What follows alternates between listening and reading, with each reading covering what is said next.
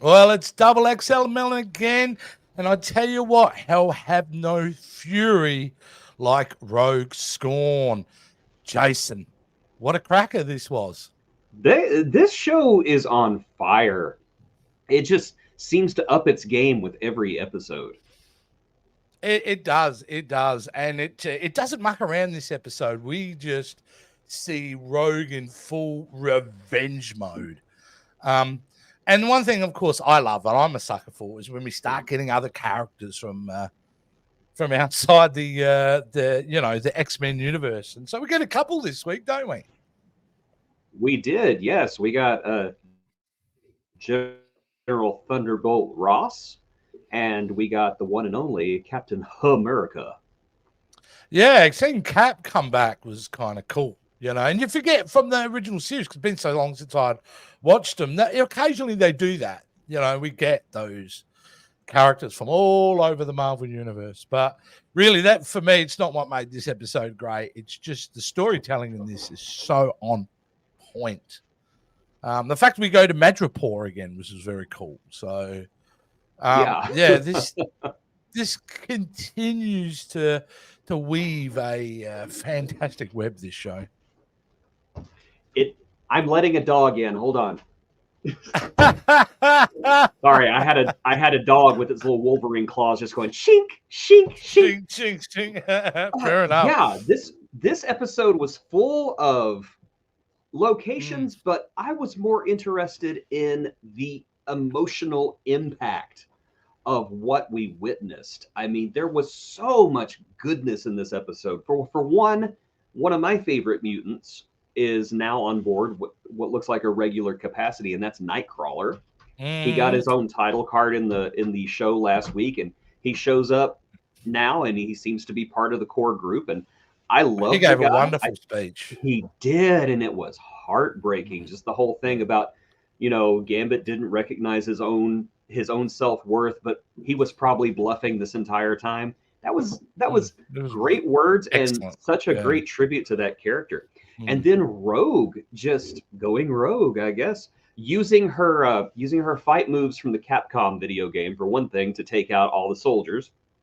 Amazing. And then just running ham through Captain America, throwing his shield like a frisbee. It's just the most petty thing in the world. But yeah, it was very so tantrum moment, and she knew it, but she's like, "Oh well, like I've done it now." What?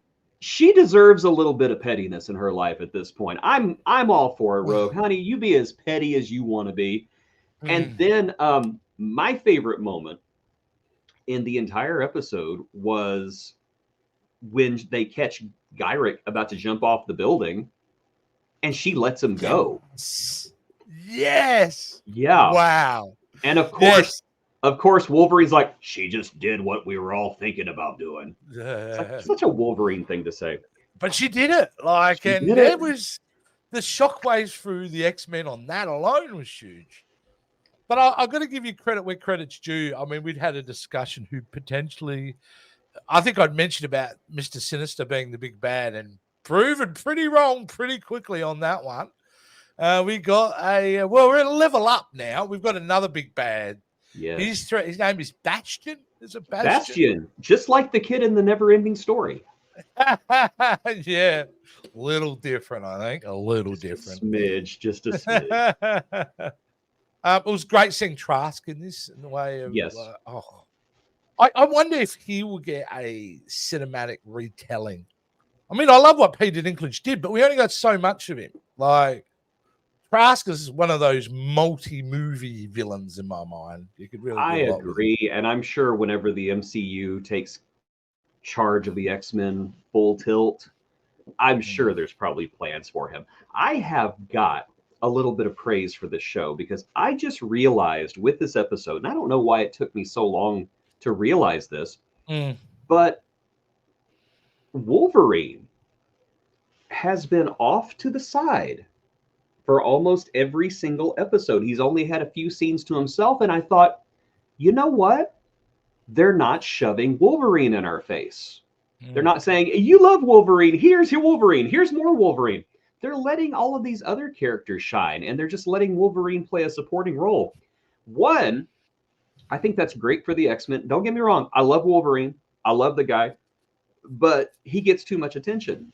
They are letting these side characters shine. And I think that narratively, it is doing so much for X-Men 97. It is making the show truly unique. So Mm. bravo for not exploiting Wolverine. I You're appreciate 100% right. I mean, he's been front and center like of the X-Men now for 25 years almost, because he's the guy that headed up the movies. He's been the main character in all the movies he's appeared in.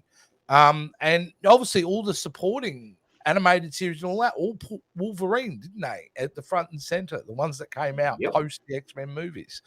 So yeah, like it's great. I think it is smart because it is the X-Men. It's not just Wolverine. And I think Wolverine's been used, the fact that when he has come in to the season so far, his scenes have been really impactful and meaningful rather than superfluous. You know, they've actually had a point to them. So, which I think is excellent.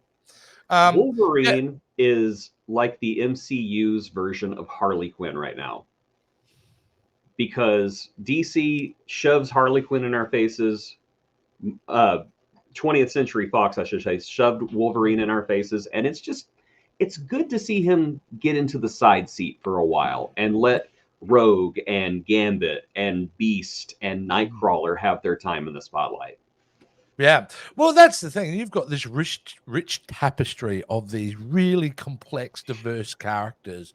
Man, it's a no-brainer, isn't it? And I think we should also shout out Kevin Feige because he's been very hands-on with this series, apparently. Like, Yes, this he is has. his favorite thing, is X-Men cartoon. So I think you can tell the impact of that as well. It's like, no, like, this is what we got to do. We got to ease off the Wolverine. Look, Wolverine's just about to have his moment in 2 months' time again, and be front and center globally with the movie, which we all can't wait for. I can't wait. Yeah.